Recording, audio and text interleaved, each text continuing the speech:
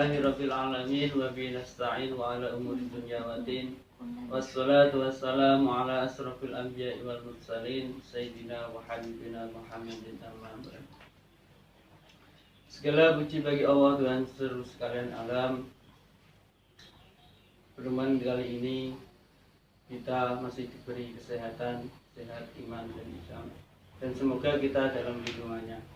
Tak lupa salawat ma'assalam kita aturkan kepada junjungan kita Nabi Agung Muhammad SAW. Semoga kita diberi syafaat yaumul qiyamah nanti. Kali ini saya sini dengan acara kajian online dengan tema aktualisasi moderasi beragama di era pandemi. Ya teman-teman, kita di sini bahkan di negara kita sendiri di Indonesia terkena wabah COVID-19 atau virus corona yang pada tahun 2019 hingga saat ini, bahwa virus tersebut menggemarkan tak hanya di Indonesia tapi di beberapa negara. Oleh karena itu, dengan tema tersebut, dengan adanya virus tersebut, kita memberikan paparan untuk bahwasanya memberikan penjelasan atau pengertian dalam agama untuk keterangan di hadisnya. Dan kali ini saya di sini Yakaria Mahmud dari Prodi Ilmu Hadis dengan acara KKN IKDL Posko 115. Di sini saya bukan sendiri melainkan dengan kakak Lailiyatun Nafisah dengan tempat tanggal lahir Jepara 6 Agustus 1997.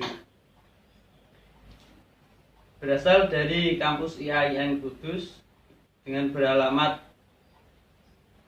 Jepara, Mindahan Kidul, RT 2 RW 3 Bate Alit, Jepara.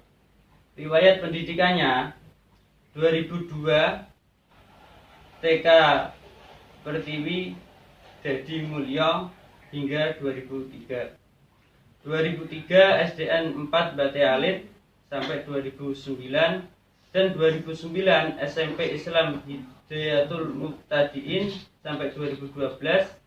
Dilanjutkan 2012 dengan MA Al-Kahfi sampai 2015 dan melanjutkan kuliah di IAIN Kudus dengan prodi Ilmu Hadis jurusan Usuluddin pada 2015 sampai 2019. Dengan pendidikan non formal yaitu di Pondok Pesantren Al-Kahfi Bahu Mojo Jepara dan Pondok Pesantren Darul Ulum Ngembalrejo Kudus, yang terakhir Pondok Pesantren Darul Falah Cipulo. Pengalaman organisasi yaitu OSIS, HMJ Usuluddin dan HMP Ilmu Hadis. Tak hanya itu, Mbak Nafisa ini sudah bukan terkenal lagi, tapi dia mencapai lulusan yang terbaik pada seangkatannya. Mari kita berikan plus kepada Mbak Nafisa. Selanjutnya, dengan pemaparan tema kali ini saya serahkan kepada Mbak Nafisa, kurang lebihnya dengan waktu 30 menit. Tempat dan waktunya saya. Bismillahirrahmanirrahim. Assalamualaikum warahmatullahi wabarakatuh. Waalaikumsalam warahmatullahi wabarakatuh. Bismillahirrahmanirrahim. Alhamdulillahirabbil alamin. Allahumma sholli ala sayyidina Muhammad bin Abdillah wa ala alihi wa sahbihi wa mawalah, amma ba'd. Sebelumnya yang saya hormati Bapak Rektor Institut Agama Islam Negeri Kudus beserta segenap sivitas akademik, terutama para kiai kami, dosen-dosen kami di Usuluddin, ibu nyai kami juga, guru-guru kami, semoga hatal akhirah. Teman-teman KKN IK DR 115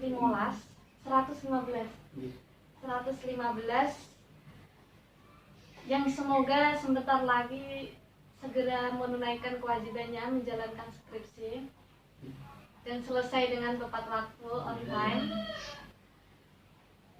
dan bisa memanajemen kendaraannya ya. Dan juga teman-teman yang mengikuti kajian online baik via offline yang hadir di sini ataupun yang online via Instagram dan lainnya di media sosial, yang semuanya saya hormati. Bismillahirrahmanirrahim. Karena kemarin mendapatkan amanah dari salah satu katingnya KKN untuk menyampaikan, untuk bersharing, diskusi, bukan hanya menyampaikan. Jadi nanti ada feedbacknya setelah saya menyampaikan, terus kemudian nanti kita diskusi bersama apa yang sudah saya sampaikan nanti. Kemarin saya dikasih 2 option, yaitu moderasi beragama yang dihubungkan, dikonekkan dengan COVID-19 yang sekarang sedang marak-maraknya, dan juga moderasi beragama yang dihubungkan dengan milenial. Kurang keras ya? Maaf, ini kurang keras ya? Kurang. Jadi kemarin saya dikasih option dengan cuttingnya itu membahas tentang generasi milenial yang dihubungkan dengan moderasi beragama dan juga atau COVID-19 yang dihubungkan dengan moderasi beragama. 2 opsi tersebut ditawarkan kepada saya. Terus saya memilih judul aktualisasi moderasi beragama di masa pandemi. Meskipun begitu, nanti kita tetap akan menyangkut pautkan generasi milenial. Mengapa? Karena memang saat ini ada di hadapan saya adalah generasi-generasi emas yang insya Allah turut aktif dalam mengembangkan keagamaan di Indonesia. Sudah keras belum? Ya, lanjut. Sebelumnya mohon maaf karena tadi jadwalnya jam 8. Tadi kita mulainya jam 8:30, lebih sedikit karena memang ada sedikit kendala. Kita kembali ke pembahasan ya, mengenai moderasi beragama.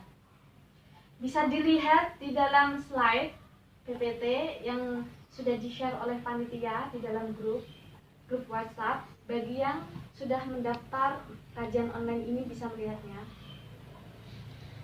Kita ke secara umum penggambaran terlebih dahulu moderasi beragama. Sebenarnya isu tentang moderasi beragama ini sudah sangat booming bahkan di tahun-tahun sebelum 2020. Kementerian Agama sendiri, Bapak Lukman Hakim Saifuddin, beliau sudah menetapkan 2019 itu sebagai tahun moderasi beragama Kementerian Agama. It means, itu artinya segala yang di bawah naungan Kementerian Agama itu sudah menggaung-gaungkan, sudah mempopulerkan moderasi beragama. Ini saya temui kemarin di salah satu madrasah di bawah naungan Kementerian Agama, itu juga memiliki pamflet besar tentang toleransi. Dia membuat, jadi ada foto kepala sekolah, kemudian ada foto ketua Kemenak dari Jepara, terus kemudian dikasih tulisan mengenai toleransi dalam beragama. Artinya apa? Dan ini sudah lama sekali dipasang di depan madrasah tersebut. Artinya moderasi beragama memang sudah digaungkan lama dan ini sudah dipraktekkan lama sekali. Namun cara moderasi beragama baru tahun-tahun terakhir ini ya. Tuh. Bahkan di tahun itu pula 2019 PBB, Perserikatan Bangsa-Bangsa, itu juga menetapkan the International Year of Moderation. Jadi 2019 itu ditetapkan PBB sebagai International Year of Moderation. I mean, dari keseluruhan ini, moderasi beragama itu suatu solusi, suatu arus tersendiri untuk menyelesaikan kemajemukan yang terjadi dalam masyarakat. Gak hanya masyarakat, tapi juga berbangsa dan juga bernegara. Dan setiap kemajemukan itu tentu ada yang namanya perbedaan, baik itu culture, baik itu dari religion, agama, suku, dan lainnya. Itulah yang membuat kenapa moderasi beragama ini terus eksis. Nah, yang perlu kita ketahui juga, moderasi ini suatu sikap moderat atau toleran yang dalam arti itu pertengahan. Jadi ini bisa kita praktekkan tidak hanya untuk secara meluas, tapi kita mulai dari dalam individual kita.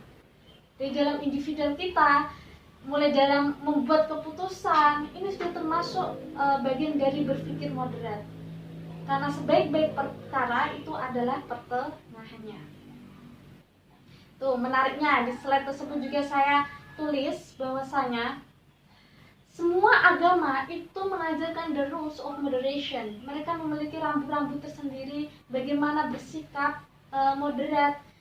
Meskipun mereka tidak menjelaskan secara gamblang moderasi beragama. Kalau moderasi beragama ini kan kita trendingnya ini ada di dalam masyarakat muslim.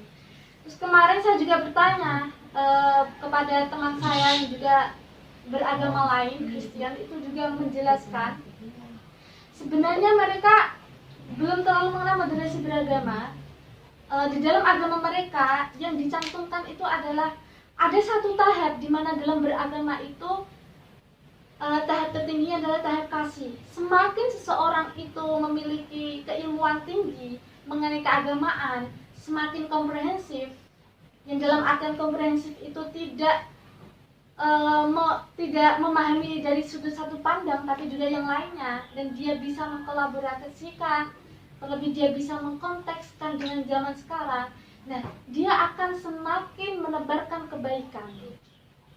Ini artinya output dari moderasi beragama sama di semua agama, yaitu kebaikan, keharmonisan, terus kemudian rasa keadilan itu harus ada, itu outputnya. Meskipun term bahasa yang terkenal di dalam kitab-kitab mereka itu berbeda. Kalau di dalam agama Islam sendiri, kita mengenal namanya wasat itu wasatiyah. Jadi ada keadilan, itu berbanding dengan tawassul, terus kemudian nanti ada toleransi, keadilan. Terus di dalam agama Kristen tadi yang saya jelaskan mengenai tahap yang paling tinggi adalah tahap kasih. Bahkan di dalam agama Hindu, agama Buddha, mereka juga menjelaskan ada beberapa tahap, namun yang paling penting adalah asusila.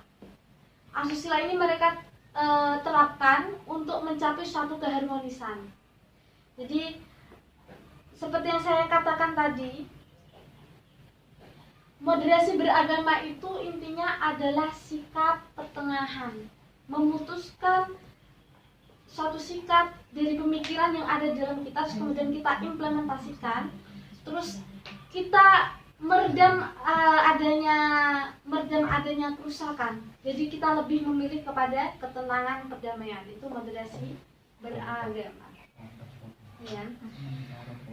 Terus yang perlu kita ketahui juga, moderasi beragama ini menolak adanya ekstreminasi dari suatu golongan. Karena apa? Misalkan kita ibaratkan seperti ini. Satu sisi ada golongan, dia terlalu ekstrim memaksa terhadap sisi yang lain. Misalkan dalam habit jihad yang terus kita diskusikan untuk mahasiswa usuluddin, mesti ada tema jihad itu ya, tentu ada. Dan itu kan ada yang kita bahas, tentu yang paling menarik adalah jihad dalam Islam itu bagaimana. Dan kita memang tidak bisa memaksa orang lain. Karena apa? Setiap orang itu memiliki perspektif tersendiri, mereka memiliki kepercayaan tersendiri yang harus kita hormati. Nah, kalau jihad zaman dulu itu kan memang mereka berperang dan mereka sampai ada yang ketika nggak ada yang mau masuk mengikuti agama Islam sampai harus dibunuh. Tapi kalau kita aplikasikan dalam kehidupan sekarang, di mana konteksnya Indonesia ini merupakan negara yang harmonis, toleransinya tinggi. Karena saya pernah berbincang dalam suatu forum, Indonesia merupakan salah satu negara yang kadar toleransinya itu tinggi, dan banyak sekali orang-orang asing yang ingin hidup dalam media Indonesia. Karena apa?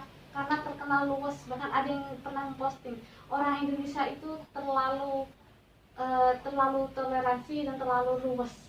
Itu ciri kita. Orang Jawa itu biasanya lebih ke luas ya memang. Kita lanjutkan ke slide kemudian mengenai moderasi di dalam agama Islam. Di sini saya terfokuskan pada 2 ayat atau 1 ayat di sini. Ayat yang pertama dalam Al-Baqarah itu menjelaskan tentang ada term wasatan. Wasatan bermakna adil. Namun di sini bagusnya dia selain bermakna adil, dia juga bermakna pilihan, khiyar, memilih terhadap suatu memilih terhadap dua sisi. Jadi between two sides, dia memilih mana sih yang lebih relevan dengan saya, mana sih yang lebih baik, tidak hanya untuk kepentingan saya pribadi tapi juga untuk kepentingan masyarakat. Jadi itu yang terbaiknya. Mengapa kok di sini di dalam Al-Baqarah itu menjelaskan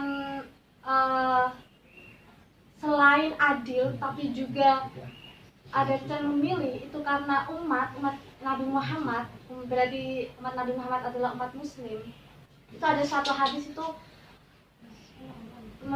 menceritakan seperti ini. Kelak nanti itu Nabi Nuh dipanggil, terus ditanya apakah sudah menyampaikan risalah, terus kemudian dijawab oleh Nabi Nuh, ya sudah. Terus kemudian ditanya untuk umatnya Nabi Nuh, apakah Nabi Nuh ini memang sudah menyampaikan risalah? Ternyata mereka mengatakan sebaliknya, belum. Tidak ada seorang pun yang datang kepada saya untuk menyampaikan risalah. Asal mulanya. Nah ini memang ketika saya membuka di dalam Al-Quran itu tentang Nabi Nuh, itu memang ada ayat yang menjelaskan bahwasanya umatnya Nabi Nuh itu terkenal berdusta, berbohong. Kan. Terus kemudian ditanyakan kembali, Nabi Nuh ditanya begini, apa jaminannya, jaminan untuk atau kesaksian atas kamu telah melakukan penyampaian terhadap risalah tersebut? Dijawab yaitu Nabi Muhammad dan juga umatnya. Nah, umat di sini ini loh yang menjadikan umat Nabi Muhammad merupakan umat pilihan untuk bersaksi. Kalau di dalam ilmu hadis, orang yang bersaksi dalam menyampaikan hadis ataupun yang lainnya, itu salah satu syaratnya adalah adil ya Mas. Benar kan? Iya. Salah satu syaratnya adalah adil. Artinya apa? Kalau kita aplikasikan dalam kondisi sekarang, misalkan kita tidak berpraktek berperilaku adil, baik itu perkataan, pemikiran ataupun yang lainnya, means kita out of the characteristic of Muslim. Jadi kita keluar dari salah satu karakter dari orang Muslim tersebut, yaitu apa? Adil. Itu tadi ya.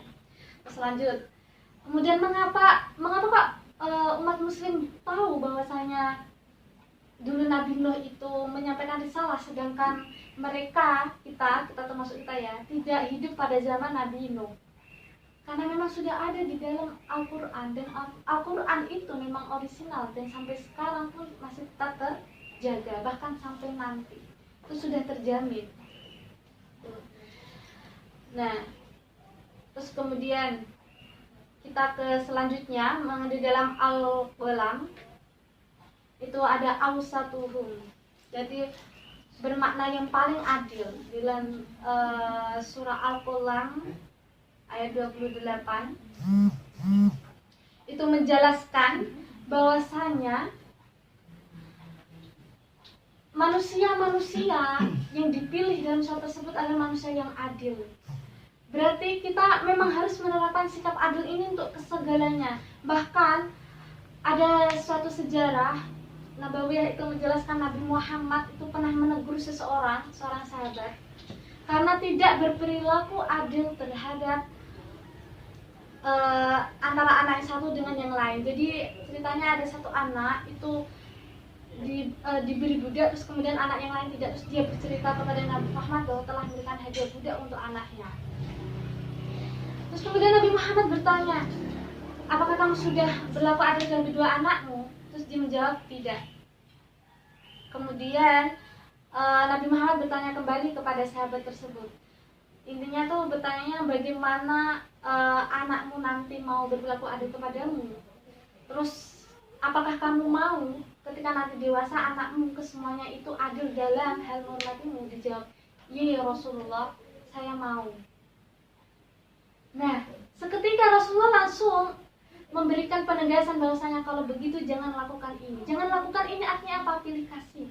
Adil itu kan sama halnya dengan pilih kasih, tidak seimbang antara yang satu dengan yang lain. Tapi perlu digarisbawahi di sini bahwasanya adil itu belum tentu sama rata dalam hal porsi. Misalkan saya memiliki adik atau saya sebagai orang tua misalkan ya, ini just for example. Saya sebagai orang tua, terus saya memiliki anak yang masih TK dengan anak yang sudah SMA. Kebutuhannya itu jelas berbeda. Yang TK, masa iya saya akan memberikan uang saku setiap hari dengan yang sama dengan yang SMA? Itu kan jelas berbeda, tidak ada namanya.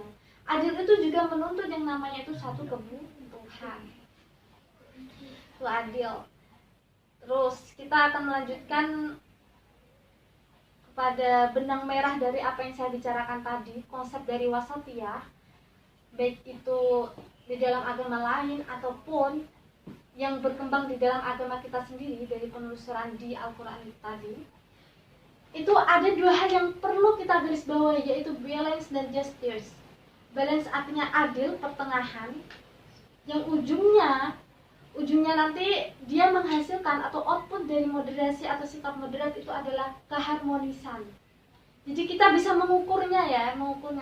Bahkan Yusuf Al-Qaradawi, salah satu ulama yang memang sering menggadang-gadang, sering speak up about ini moderation, itu juga menjelaskan ada beberapa kategori atau beberapa tolak ukur yang bisa kita gunakan untuk mengukur itu moderat atau tidak. Yaitu salah satunya bagaimana kemaslahatan dan kemadaratannya. Itu salah satunya. Terus dua dimensi wasatiyah adalah teosentris dan antroposentris. Kita harus mengingat juga dalam hal melakukan sesuatu, menimbang sesuatu antara yang di side in the right and the left, di kanan dan kiri. Artinya ini ada dua something, ada dua sesuatu yang harus kita tengahkan. Kita juga harus melihat teosentris dan antroposentris. Cara kita beragama kepada Tuhan itu bagaimana, itu juga perlu. Tapi jangan sampai kita juga meninggalkan cara kita bersosial dengan sekitar. Karena mau tidak mau kita melewati suatu fase atau suatu masa di mana kita juga hidup bertetangga, hidup bersosial, dan ini membutuhkan yang namanya sikap moderat atau toleransi dengan yang lain. Ini pula nanti yang akan dipertanggungjawabkan dengan keras ya. Ini nanti pula yang akan dipertanggungjawabkan dengan yang di atas. Artinya jika kita mengaplikasikan dengan suasana COVID-19 era pandemi yang mulai membaik dengan new normal, namun masih ada beberapa daerah yang belum normal karena masih zona merah. Artinya kesabaran kita diuji. Teosentris dan antroposentrisnya ini benar-benar harus diperlakukan. Kita memang beragama, melakukan ritual keagamaan itu yang benar-benar ingin mendekatkan diri kepada yang di atas, tapi juga kita harus melihat rambu-rambu bagaimana kehidupan secara universalnya. Jangan terlalu egois, misalkan seperti ini. Sudah ada aturan mengenai social distancing ya. Social distancing ini. Sudah aturan social distancing, jangan berkerumun, terus mengenai pembatasan terhadap terhadap melakukan sholat dan lainnya di masjid. Nah, tapi masih ada yang melanggar, tapi kita disitulah letak kesabaran, letak pemikiran kita itu diuji. kita mau memilih seenaknya hati kita, oh saya ingin sekali tetap jamaah. Misalkan kan di daerah saya kemarin untuk Idul Fitri ada pembatasan untuk wanita untuk tidak melakukan sholat id di masjid, hanya untuk laki-laki saja. Tapi mungkin dia ingin sekali untuk mengikuti sholat id tersebut, sampai akhirnya dia mengabaikan kemaslahatan secara universal, secara sosial, terus dia melakukan seenaknya hati dia. Itu namanya dia belum berpikir secara moderat, gitu ya. Teosentris dan antroposentris. Jadi ada dua keseimbangan cara kita beragama dengan kepada yang di atas, hablum minallah, dan juga kepada yang vertikal dan horizontal, yaitu hablum minan nas. Kita ke masa pandemi. Sebenarnya masa pandemi ini sudah sangat diperbincangkan dalam kajian seminar, terus dalam kajian online, dalam kajian perlombaan pun bahkan ada. Pandemi kemarin saya menganggap masa new normal, tapi kita globalkan saja ke pandemi, karena new normal ataupun normal itu tetap secara global dia tetap berada di masa pandemi, masa COVID-19. Pandemi itu menurut KBBI itu wabah yang berjangkit serempak di mana-mana, meliputi geografi yang luas. Kita ingat untuk pertama kali COVID-19 ini memang kemunculannya itu berada di China, terus kemudian sampai ke beberapa negara, dan akhirnya sampai juga di Indonesia sekitar Maret ya, sekitar Maret. Terus saya ingat saya masih di Semarang, kemudian ada kegiatan yang 1 minggu ditutup, akhirnya saya pulang lagi ke Jepara. Padahal saat itu waktu saya di Semarang itu memang sudah booming di China itu COVID-19, tapi saya masih merasa nanti masa iya sampai ke Indonesia. Ternyata itu di luar kendali kita, di luar nalar kita. Nah, itu yang dinamakan pandemi. Ketika ada wabah dan itu memang merebaknya secara luas, itu akhirnya merubah tatanan, baik itu pendidikan, baik itu keagamaan, hampir apa yang kita planningkan, bukan hanya kita tapi juga instansi pemerintah dan kampus-kampus itu juga tatanan atau planningnya mulai berantakan. Nah, itu harus ditata kembali. Itu memunculkan rasa ada yang greget, terus ada yang sampai emosi. Tapi hal yang harus kita tengahi itu adalah sikap moderat itu tadi. Ini wabah dan penyakit. Dampaknya apa pandemi tersebut?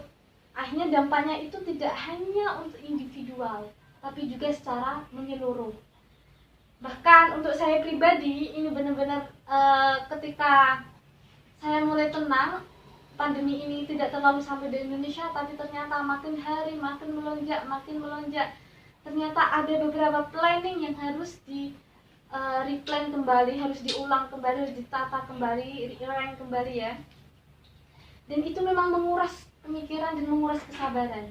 Tapi kita sebagai umat muslim, tentunya satu hal yang harus kita pedomankan dalam kehidupan sehari-hari itu adalah sikap sabar dan juga rasa mencari solusi terhadap setiap kejadian itu harus ada.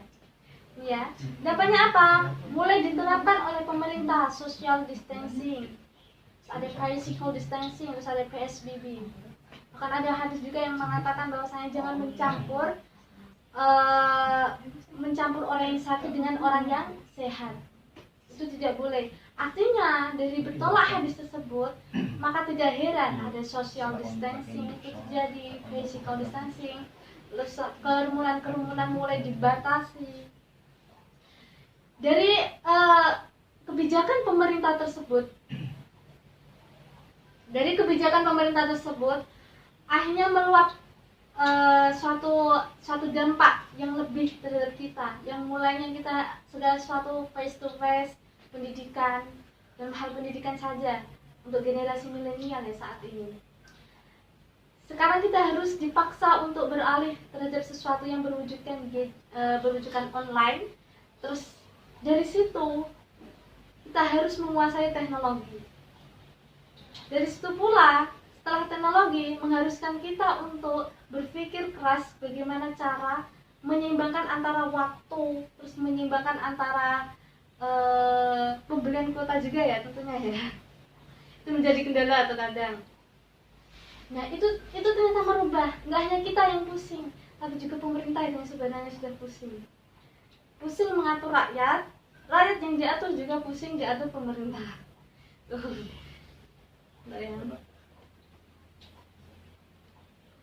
Kita ke pengaruhnya terhadap kegiatan keagamaan seperti apa? Ini juga sangat berpengaruh, seperti tadi yang saya katakan, bahwasanya ketika kita sebelum ada COVID-19, kita sudah enjoy dengan kegiatan-kegiatan berjamaah, terus ada doa-doa, ada istighosah, itu yang terus ritual itu terus dilakukan. Sekarang kita benar-benar harus menjungkir balikan, berubah 360 derajat. Bahkan kemarin ada sempat yang mengeluh terhadap saya, teman saya juga, di mana dia yang seharusnya penyelesaian terhadap skripsinya, jadi saya juga menyinggung skripsi karena memang KKN itu setelah ini adalah masa skripsi, dan yang harus kalian pilih mana yang terbaik, menyelesaikan skripsi dulu atau melanjutkan jenjang, menyelesaikan skripsi kemudian melanjutkan jenjang, baik jenjang pendidikan, jenjang pernikahan, jenjang kehidupan, atau jenjang apa. Nah di situ itu nanti ada khiyar, ada pilihan. Disitulah letak kalian itu moderat.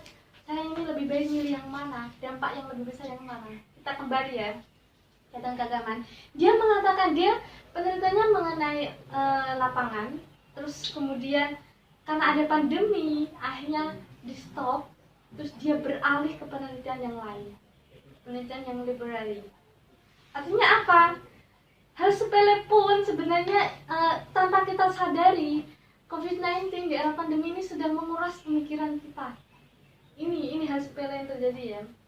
Dan juga yang perlu kita sikapi dengan kedewasaan. Jadi ada reformasi secara mendadak. Finally for the last, karena memang ini sesuai waktu ya Mas.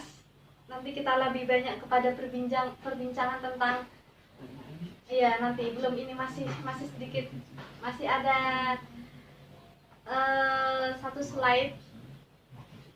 Sekarang kita ke intinya, aktualisasi atau peran kita sebagai generasi atau sebagai pendidik dalam menyikapi COVID-19 yang berwujudkan pandemi ini itu bagaimana?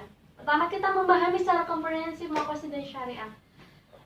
Di dalam ajaran kita sendiri, dalam ajaran Islam, kita mengenal yang namanya maqasid syariah. Itu ada hifdzuddin, hifdzun nafs, hifdzul aql, dan lainnya. Jadi kita kalau mau memilih sesuatu ataupun bertindak gegabah mengkritik pemerintah, mengapa harus dibatasi seperti ini, mengapa harus segala sesuatunya online, kita pikirkan kemaslahatan untuk umat, kemaslahatan untuk teman-teman kita, kemaslahatan untuk yang lainnya.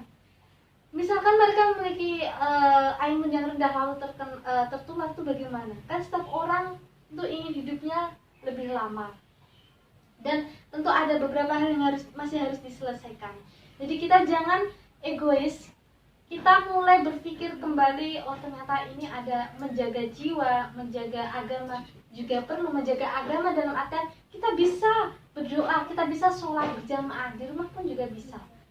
Kalau memang kebijakan dari pemerintah seperti sekarang, Jepara ini kan sudah bukan zona hitam ataupun merah lagi, tapi sudah beralih ke zona kuning, ya. Artinya apa? Artinya masih sudah ada kelonggaran sedikit untuk kita melakukan kegiatan keagamaan. Meskipun masih ada rambu-rambu, seperti kemarin 17 Agustus dilarang untuk melakukan perlombaan yang meriah. Tapi setidaknya sudah ada rules tersendiri mengenai sudah diperbolehkan untuk daerah ini melakukan kegiatan ini, sudah diperbolehkan melakukan kegiatan ini. Tentu dengan beberapa protokol, dengan beberapa rules yang sudah dikeluarkan oleh pemerintah. Nah, kita harus mengenal itu tadi ya. Selain menjaga agama, kita juga menjaga jiwa. Terus yang kedua, pembiasaan diri atas segala sesuatu yang muncul di masa pandemik ini yang memunculkan emosi kita, bagaimana rasa kita. terhadap segala sesuatu yang tiba-tiba muncul.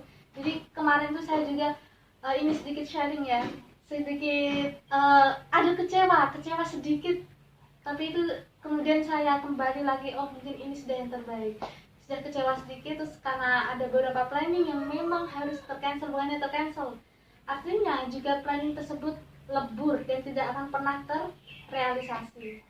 Itu kan sebenarnya sudah diplanningkan bertahun-tahun, terus kemudian di hari-harinya ada pandemi.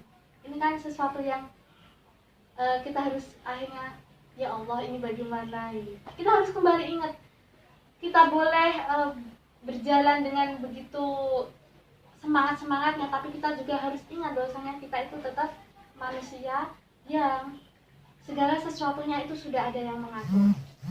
Hikmah dan berprasangka baik. Jadi aktualisasi dari ini salah satunya itu adalah kita mengenal adanya hikmah. Setiap syariat, setiap kejadian yang ada di bumi ini tentu ada hikmahnya. Kita ambil saja, kita selalu berpositive thinking.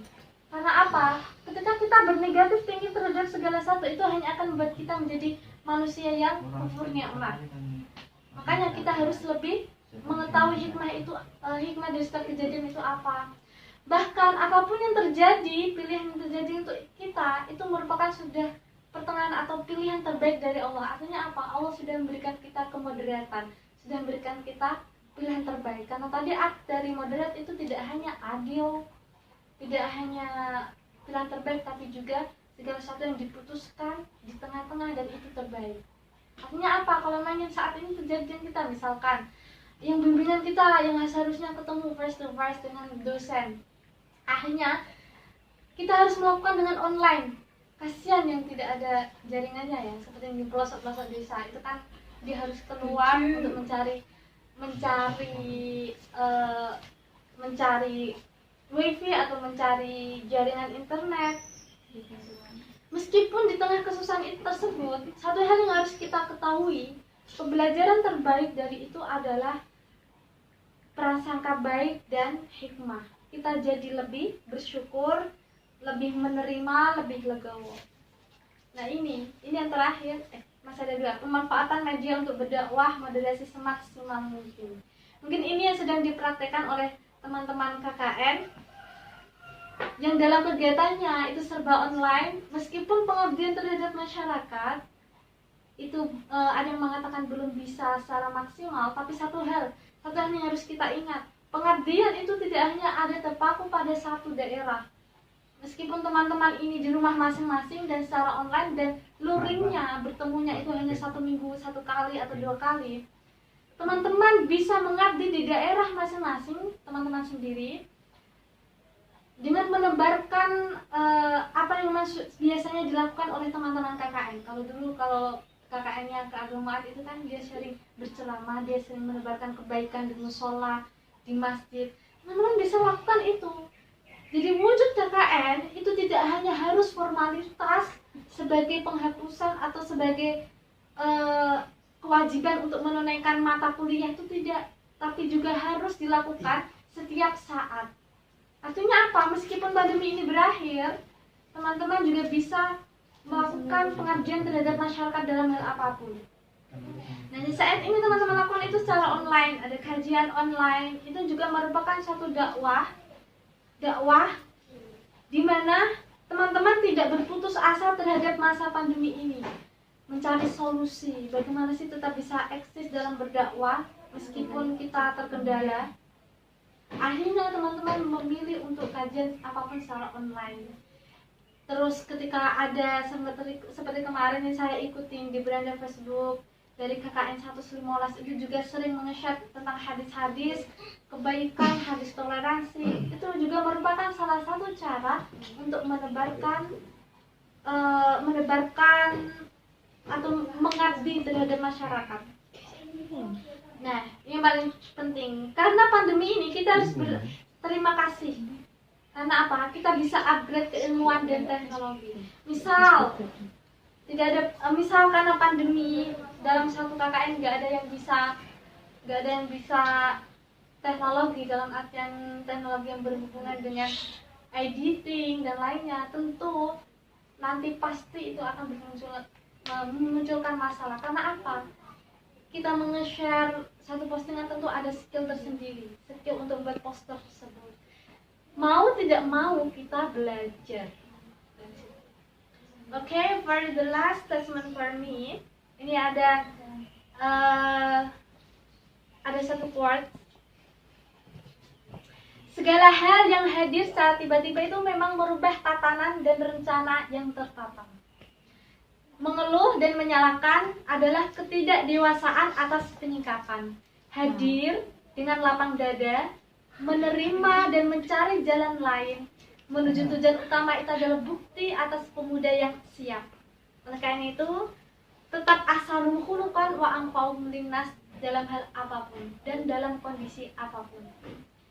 Terima kasih. Kita lanjutkan nanti sesi sharing, tanya jawab atau diskusi. Silakan nanti misalkan ada yang mau menambahi atau ada yang ingin tadi mengkoreksi, silakan, karena kita judulnya adalah kajian online yang berbasis diskusi. Terima kasih. Wassalamualaikum warahmatullahi wabarakatuh. Waalaikumsalam warahmatullahi wabarakatuh. Ya, alhamdulillah kita sudah diberikan paparan oleh Kak Nafisah. Ya, semoga kita dapat mempelajarinya dan memahaminya dan bisa memberikan kemanfaatan bagi kita dan sekitar kita. Amin. Bahwasanya tak lupa dengan quotesnya Mbak Nafisatul Laidiyah, ya, segala yang hadir secara tiba-tiba itu memang mengejutkan. Bahwasanya kita sudah merancang sesuatu, bahwasanya ada kegiatan ataupun yang lain-lain yang kedepannya itu bakal terlaksana, tapi kita tak tahu bahwa kehendak Tuhan itu bahwasanya lebih indah. Jadi kita harus bersabar dan menerima apa yang Tuhan berikan, meskipun itu cobaan, kita ambil hikmahnya saja. Semoga kita dapat memahami, dan saya membuka sesi tanya jawab. Enggak.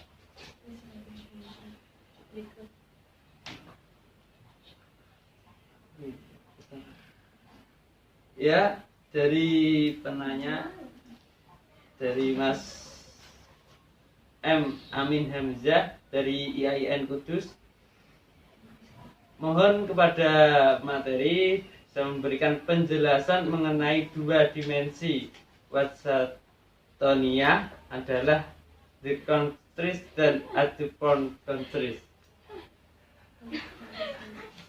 Ini langsung dijawab atau bagaimana? Langsung ya. Baik, terima kasih kepada Mas Amin Hamzah, kepada penanya mengenai penjelasan dimensi Watsatonia yang theosentris dan anthropocentris.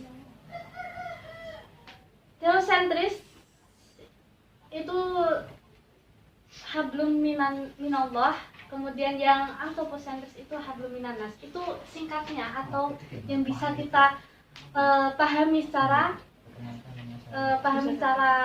gampangnya ya. Artinya seperti apa?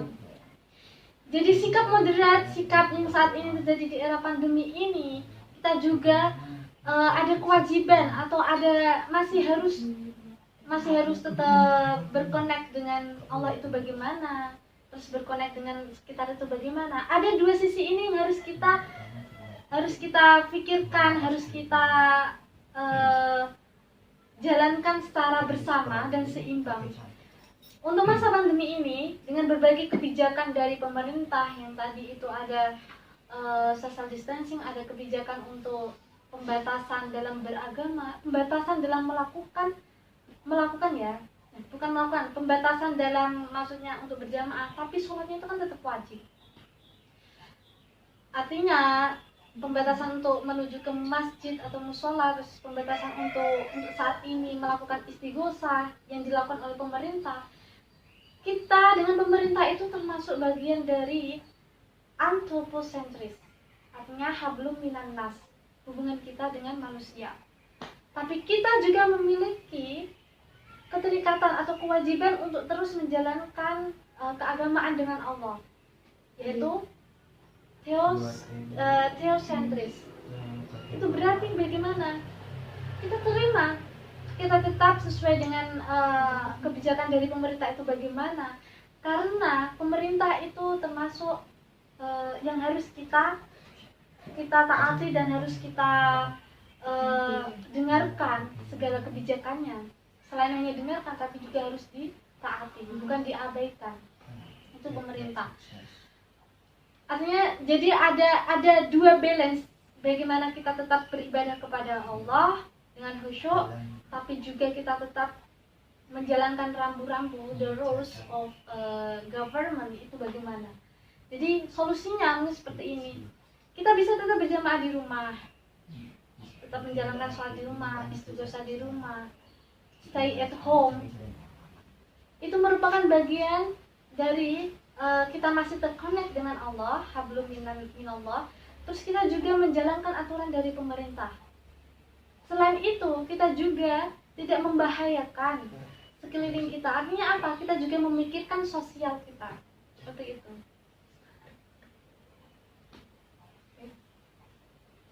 Oke, terima kasih. Untuk penanya Mas Amin Hamzah, mungkin tadi jawaban dari Kak Leonton Nafisah bisa dipahami. Dan selanjutnya ada pertanyaan yang kedua. Ya, kamu baca aja. Oke. Dari ST Saadatun Sani. Ya, dibaca. Ya, pertanyaannya. Kita sebagai umat Islam wajib mengetahui ajaran agama, karena tugas kita sebagai hamba Allah adalah beribadah kepadanya. Pada zaman yang sudah di era milenial ini, banyak orang yang ketika ingin mengetahui berbagai informasi, termasuk terkait dengan agama itu, mencari jalan yang mudah, yaitu dengan cara searching atau nonton di YouTube terkait permasalahan yang dihadapi pada saat itu. Yang ingin saya tanyakan, jadi begini, bolehkah kita menganggap bahwa beliau adalah guru kita karena kita dapat pengetahuan darinya?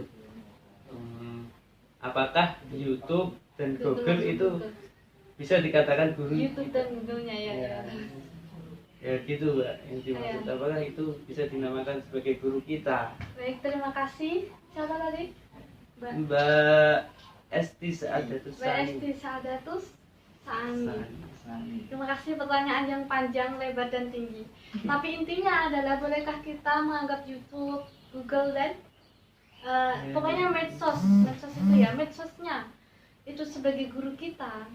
Ini pertanyaan yang menarik ya. Apalagi di era yang sekarang ini, kita serba ingin yang cari yang mudah, terus kita menonton YouTube, kita mencari, misalkan kita tidak tahu tentang satu bab di mata perkuliahan, terus kita mencari di YouTube, kita mencari di Google materi tersebut, padahal sudah ada buku, tapi orang lebih banyak ke internet. Sebenarnya nggak apa-apa ya. Ada guru juga, saya yakin di dalam suatu daerah atau desa itu tentu ada guru yang bisa memberikan pencerahan. Cuman apakah kitanya ini yang mau datang terus kemudian berguru atau tidak, itu yang jadi pertanyaan besar. Bahkan mencari ilmu itu kan hukumnya wajib, bahkan sanad itu kan juga diprioritaskan di dalam agama.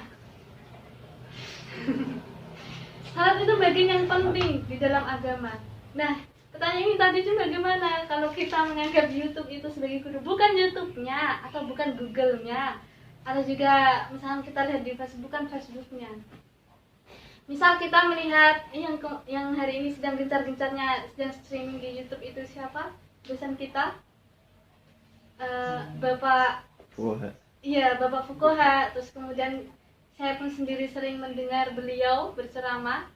Terus kemudian ada Bapak siapa Abdul Karim itu juga sering via Facebook, banyak sekali, karena memang salah satu alternatif untuk dakwah menyampaikan isi di era sekarang dengan online.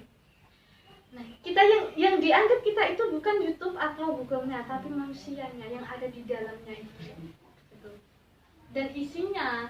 Tapi kita juga harus mengetahui kredibel dari orang tersebut. Artinya apa? Sesuai dengan jalur kita atau tidak. Jangan kita belajar dengan orang yang bermahab yang ekstrim. Itu bagaimana nanti pemikiran kita. Seperti itu. Dan tentu memang sudah ada beberapa guru atau beberapa ulama yang memang ketika dia menyampaikan via YouTube, dia juga sudah mengatakan di situ ketika dia nge-share, artinya itu dia sudah menganggap yang lain itu adalah sebagai murid, meskipun belum bertatap. Tapi kita tetap bisa berkonek itu dengan Fatihah. Ya, jadi semisal HP ini enggak guru ya? Bukan HP-nya. Ya kan di dalam HP ini kan ada aplikasi-aplikasi tersebut. Yang dimaksud guru itu kan yang ada di YouTube, semisal ya kayak kita ini. Oh, yang ada di YouTube yang seperti ya, kita ini. Ya kan kita ini bukan ke YouTube-nya, tapi adalah yang isi konten tersebut. Isi konten yang mengisi.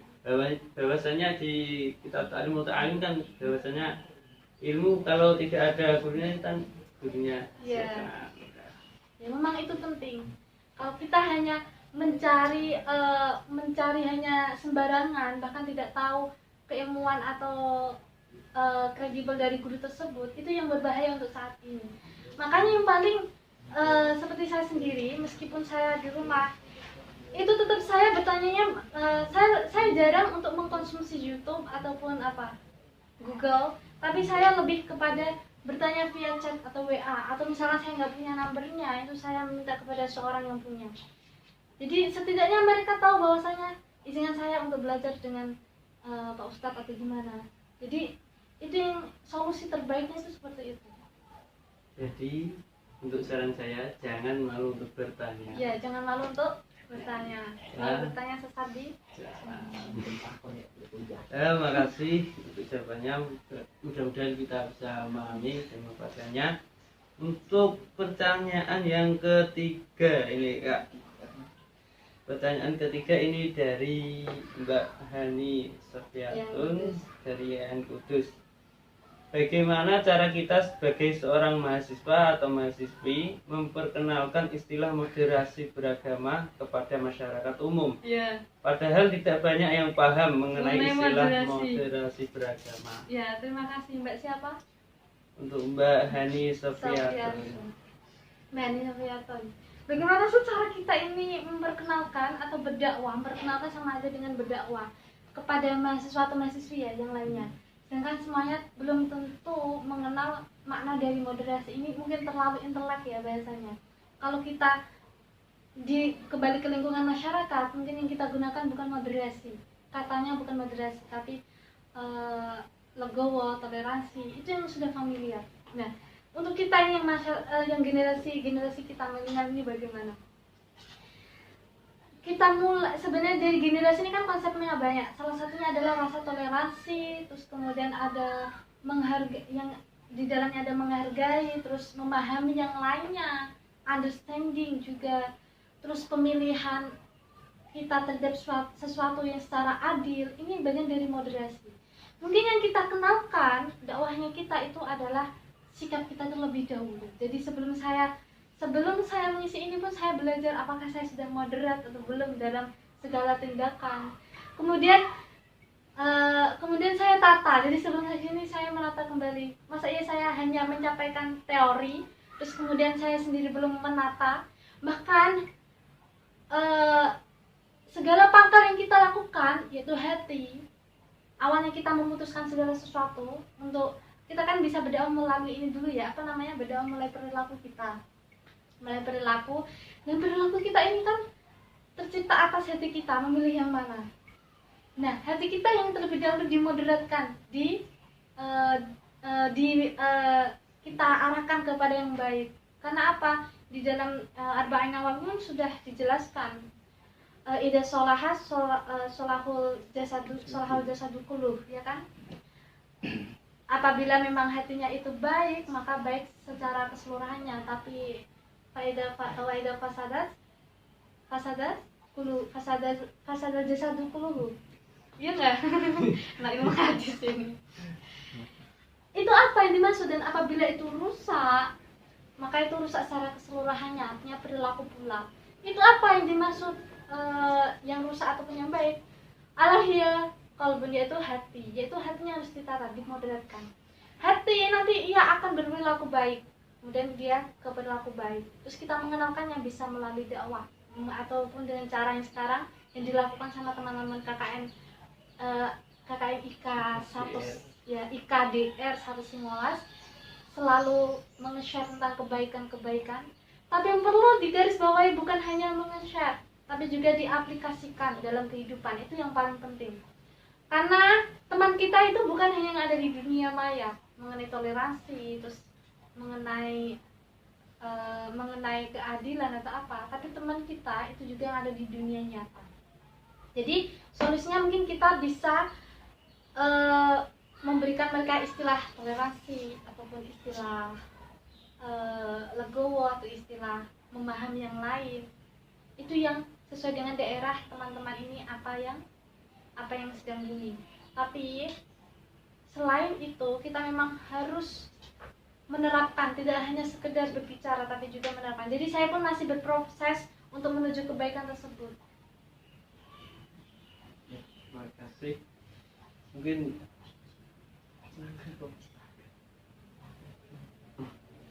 Ya, makasih ya Kak atas jawabannya yang pertanyaan ketiga ini.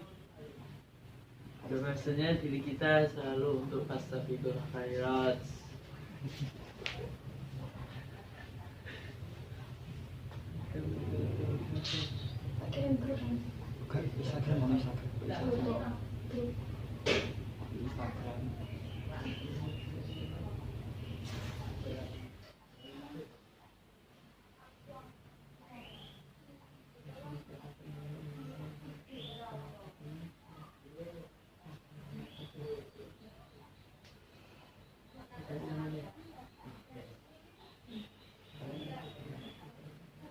Sukses dalam mengerjakan skripsi.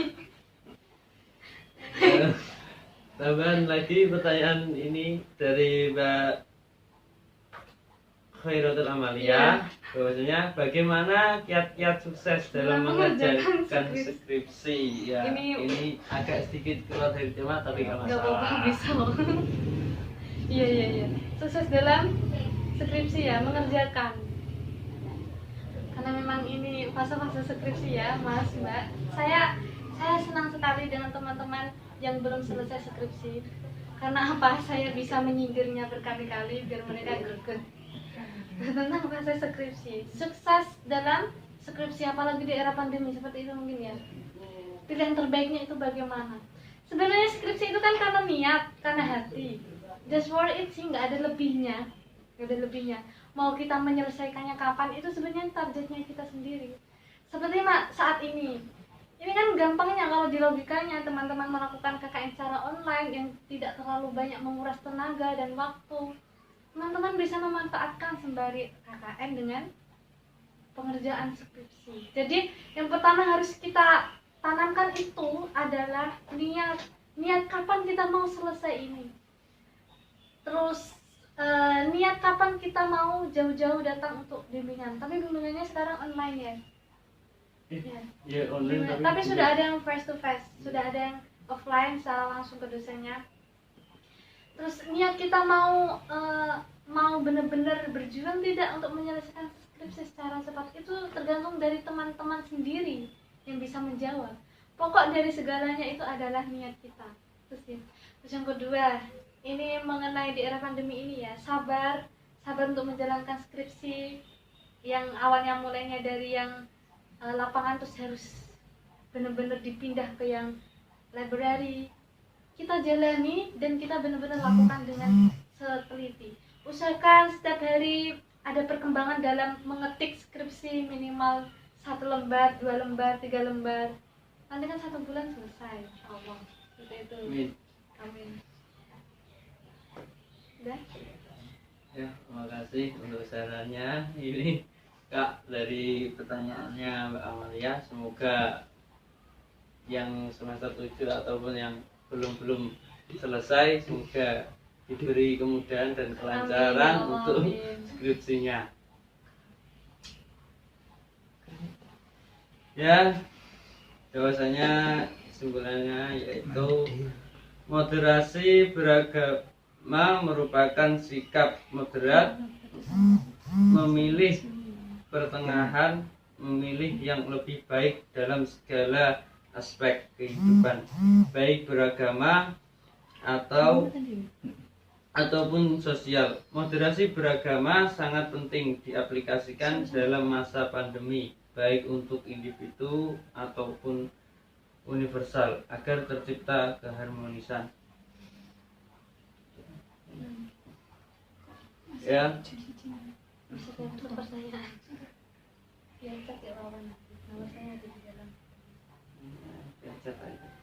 ya untuk yang ingin bertanya lagi, saya minta maaf karena waktu sudah habis.